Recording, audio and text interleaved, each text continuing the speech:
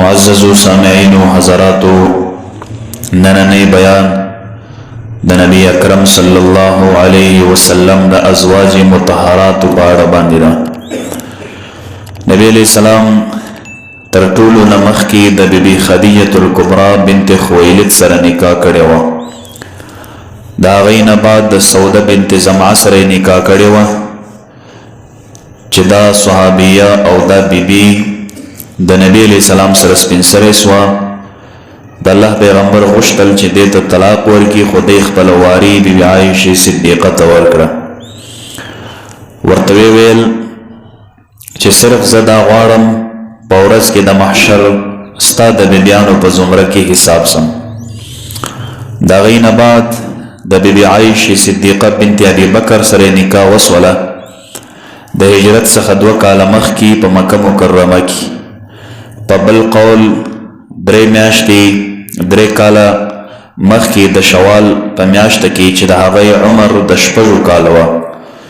یعنی نبی علیہ السلام د بیبي عایشې صدیقه سره نکاح کړی وه چې د بیبي عایشې صدیقه عمر د 6 کاله وه، او هم بستري په د میاشتې په شوال د 2 هجري کې چې د هغې مبارک عمر د 9 کاله وه.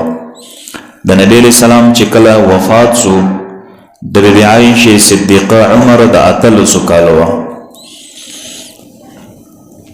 او نبی علیہ السلام د وفات نه بعد دی چې کله وفات سوی په 58 هجري کې په 18 د رمضان کې او په بقیع کې مدفون ده. نور اقوال هم شته. او بیبي عایشې صدیقه رضی الله تعالی عنها څخه ما سوا یوه صحابیه هم داسې نه ده، یوه بیبي هم داسې نه ده چې نبی علیه السلام مبارک هغه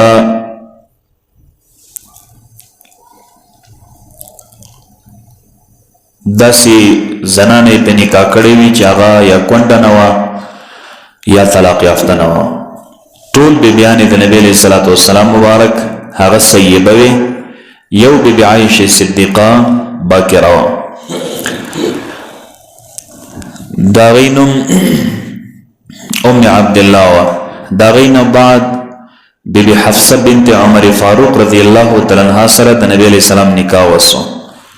د الله پیغمبر غوښتل چې ده ته طلاق ورکړي. جبرائیل علیه السلام راغی، نبی علیه السلام ته یې وفرمایله چې رجوع وکړه، یعنې بیبي حفصه ته طلاق مه ورکوه.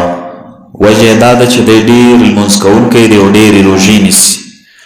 بل روایت کې راځي چې د حضرت عمر فاروق رضی الله تعالی عنه باندې د نبی علیه السلام انتهایی غایت رحم و شفقت و. د هغه په لحاظ سره نبی علیه السلام رجعت وکړه. بل نکاح نبی علیه السلام د ام حبیبه بنت ابي سفیان سره سوه چې هغه په حبشه کې وه، او نبی علیه السلام د طرف څخه د نجاشي باچا 400 دینار مهر ادا کړی وه. او بل نکاح د ام سلمه سره سوی ده چې د هغې وفات په 2 هجري کې وسوه. او بعض روایاتو کې راځي چې دی هغه بیبي وه چې اخرنۍ وفات سوی وه. په بل روایت کې راځي چې د حضرت میمونه وه.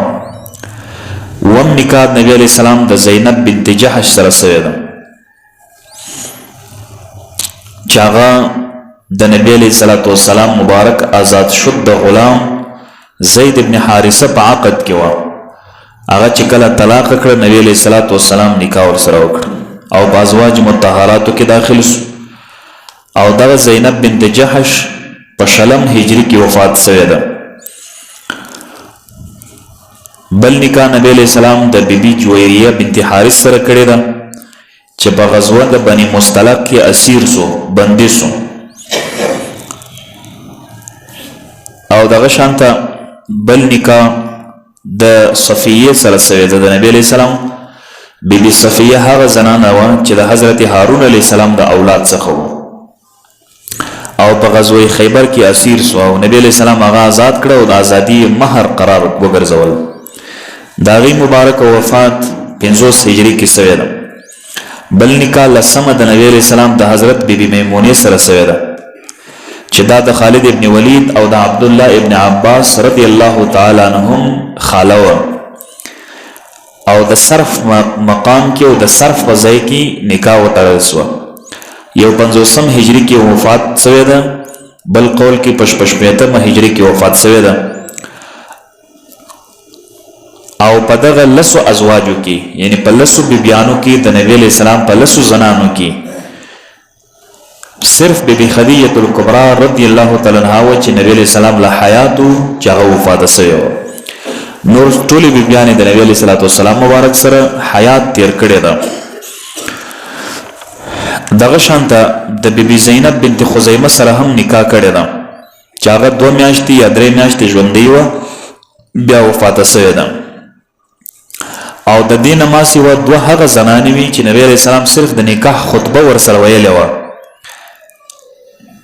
من جمله د هغوی نه فاطمه بنت ضحاک چې نبی علیہ السلام صرف خپل په نکاح کې وګرځوله. چې کله آیت د تنجیز نازل سو، هغه ته اختیار ورکړي چې ته دین خوښه یې که دنیا خوښه یې. نو هغه چې کله دنیا خوښه که نبی علیہ السلام هغه ته طلاق ورکړي، جلا یې کړي. او بیا به همیشه دا ویله د اوښانو پسې و چې زه ډېر بدبخته یم چې ما دنیا خوښه کړه.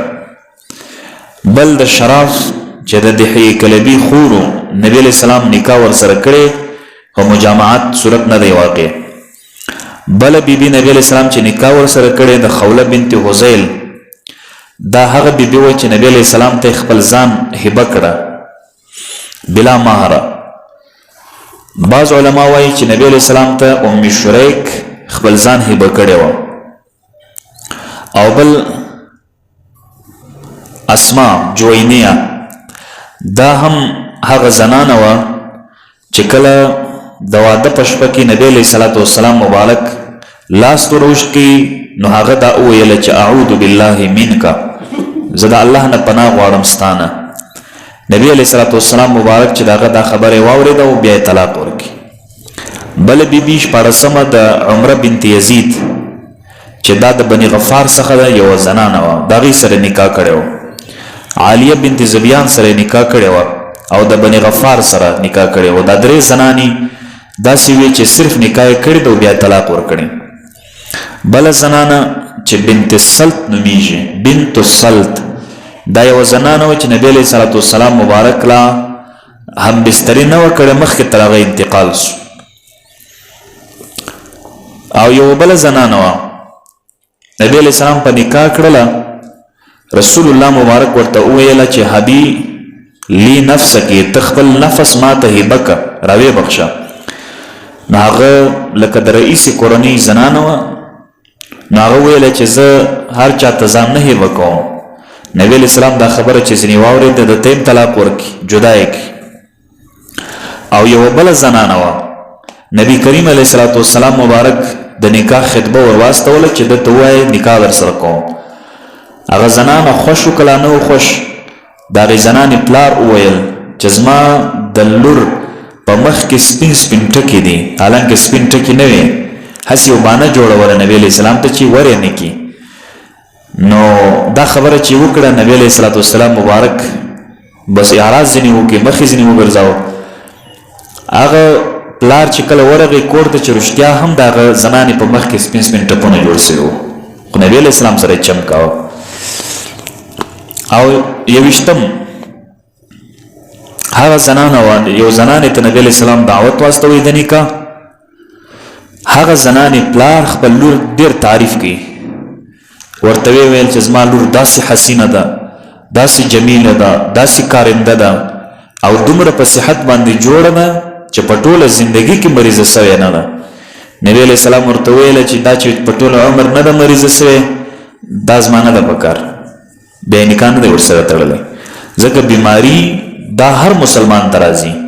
علما هم فرمایي چې 40 ورځې کې یو انسان ته بیماري رانسي، نو هغه دې په خپل ځان باندې سوچ وکړي چې آیا زه کامل مسلمان یم که لا نه یم. نو چې مسلمان یې خامخا به تکلیفونه راځي.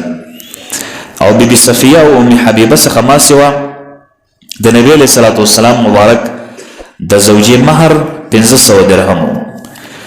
دا د نبی علیہ السلام ازواج مطهراتو هغه بیبیانې وې چې ما درته خلاصه طور سره بیان کړې.